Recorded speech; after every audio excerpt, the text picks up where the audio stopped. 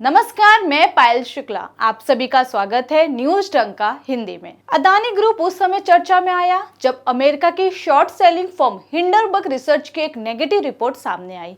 इस रिपोर्ट के चलते दुनिया के सबसे बड़े रईसों में शुमार गौतम अडानी को बड़ा झटका लगा। इस रिपोर्ट के आते ही अडानी दुनिया के चौथे सबसे अमीर पायदान से खिसक कर 32वें नंबर पर आ चुके हैं। इस मामले को लेकर संसद में भी काफी हंगामा हुआ था। कांग्रेस का इल्जाम था कि गौतम अडानी ने देश का सबसे बड़ा कारपोरेट फ्रॉड किया है। सरल शब्दों में समझे तो कांग्रेस ने हिंडरबर्ग की रिपोर्ट को हथियार बनाकर अडानी और मोदी सरकार पर जबरदस्त वार किया है। हालांकि बड़ा सवाल यह है कि अडानी ग्रुप का आगे क्या होगा। आज पूरी दुनिया की नजरें अडानी ग्रुप पर टिकी है, चाहे निवेशक हो, चाहे लोन देने वाले बैंक हो या फिर आम लोग हो। हालांकि इन सब के बीच एक चौंकाने वाली खबर सामने आई है। दरअसल न्यूज़पेपर द संडे गार्डियन ने the truth about Adanis big bug business शीर्षक जिसे पत्रकार शांतनु गुहार ने प्रकाशित की है। इस रिपोर्ट में एक चौंकाने वाला खुलासा किया है।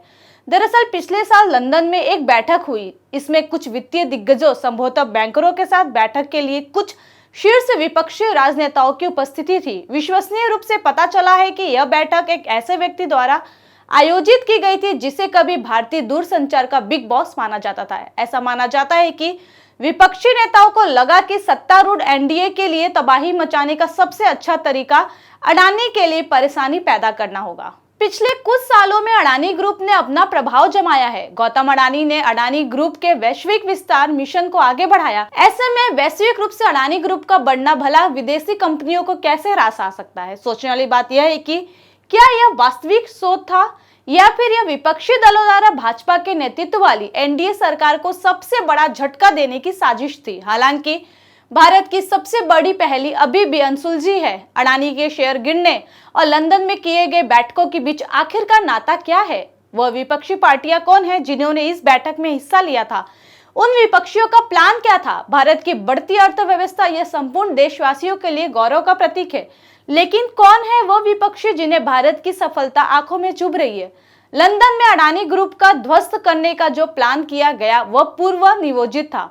इस रिपोर्ट के मुताबिक जिस तरह अडानी ग्रुप को ध्वस्त करने के लिए जो अंतर्राष्ट्रीय साजिशें की जा रही है वो भारत के आंतरिक मामलों में विदेशी हस्तक्षेप के समान है। इसी परिप्रेक्ष्य में वेबसाइट संडे गार्डियन लाइव.com ने सम PIOs and European official plan government changes in 2024 शीर्षक से एक रिपोर्ट प्रकाशित की।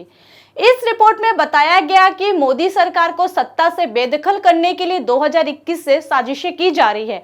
इसके लिए दिल्ली और लंदन में कई दौरे और बैठकें की जा चुकी हैं। इस बैठकों में भारतीय मूल के व्यक्ति और कुछ विदेशी दूतावासों के सदस्य भी शामिल हैं।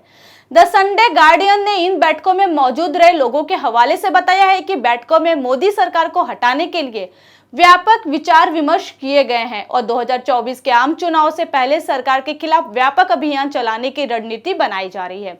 इन बैठकों में मोदी सरकार के खिलाफ अभियान चलाने के लिए षड्यंत्र रचे जा रहे हैं, जिसमें प्रधानमंत्री मोदी और उनकी सरकार के खिलाफ झूठे आरोप लगाकर उनकी छवि खराब करने की रणनीति तैयार की जा रही है। भारत को बदनाम करने की इसी कड़ी में पश्चिम देश की साजिश उस समय सामने आई थी जब ब्रिटिश ब्रॉडकास्टिंग कॉर्पोरेशन यानी BBC ने 2 एपिसोड की एक डॉक्यूमेंट्री बनाई जिसका नाम था इंडिया द मोदी क्वेश्चंस। इस डॉक्यूमेंट्री में BBC ने साल 2002 के गुजरात दंगों के दौरान गुजरात के मुख्यमंत्री के रूप में प्रधानमंत्री मोदी के कार्यकाल पर निशाना साधते हुए 2 पार्ट्स में एक सीरीज दिखाई थी। यह डॉक्यूमेंट्री प्रधानमंत्री मोदी की छवि को खराब करने के एजेंडे के तहत बनाया गया था। इसमें नरेंद्र मोदी के मुख्यमंत्री रहते हुए गुजरात में साल 2002 में हुई हिंसा में लोगों की मौत पर सवाल उठाए गए थे। अब जबकि सुप्रीम कोर्ट से भी प्रधानमंत्री मोदी को इस मामले में क्लीन चिट मिल चुकी है, तो फिर 22 साल बाद इस मुद्दे को उठाने के मकसद को आसानी से समझा जा सकता है। दरअसल विदेशी बैठकों और साजिशों के तहत तय दुष्प्रचार के लिए यह डॉक्यूमेंट्री लाई गई है। इसका असल मकसद भारत को कमजोर करना है। वहीं हाल ही में अमेरिका के बिलियनियर कारोबारी जॉर्ज सोरोस ने म्यूनिक सिक्योरिटी काउंसिल में कहा था कि भारत लोकतांत्रिक देश है, लेकिन प्रधानमंत्री मोदी लोकतांत्रिक नहीं है। आरोप लगाते हुए सोरोस ने कहा था कि भारत क्वाड का मेंबर है जिसमें ऑस्ट्रेलिया, अमेरिका और जापान भी उसके साथ है। इसके बावजूद भारत रूस से बड़े डिस्काउंट पर तेल खरीदकर मुनाफा कमा रहा है। सोरोस ने कहा था कि स्टॉक मार्केट में अडानी के शेयर ताश के पत्तों की तरह बिखर गए हैं। मोदी को इस पर जवाब देना होगा, जिससे सरकार पर उनकी पकड़ कमजोर होगी। सोरोस ने भारत में नागरिकता संशोधन कानून यानी CAA और कश्मीर से आर्टिकल 370 हटाए जाने पर भी पीएम मोदी पर निशाना साधा था। इससे यह तो स्पष्ट हो गया है कि विदेशों में भारत की छवि को धूमिल करने की साजिश जोरों शोरों से चल रही है।